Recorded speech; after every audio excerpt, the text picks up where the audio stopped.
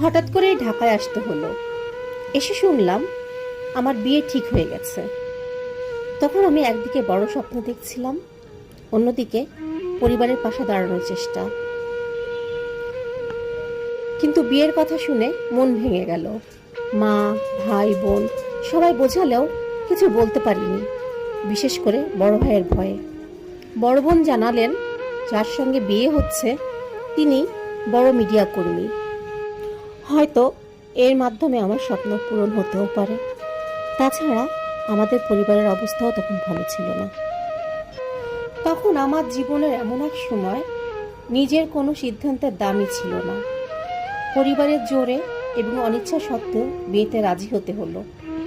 যার সঙ্গে বিয়ে হচ্ছিল তিনি আমার চেয়ে দ্বিগুণেরও বেশি বয়সী। প্রথম আলাপে মনে হয়েছিল তার কণ্ঠে আন্তরিকতার বদলে ছিল শুধু কর্তৃত্ব। মা বিশ্বাস করতেন বয়সে বড় স্বামী বেশি যত্ন করে, কিন্তু আমার ছোট্ট এই মন এটা বিশ্বাস করতে চাচ্ছিল না। যাই হোক, ভাগ্যকে মেনে নিয়ে আমিও বিয়ের প্রস্তুতি নিচ্ছিলাম।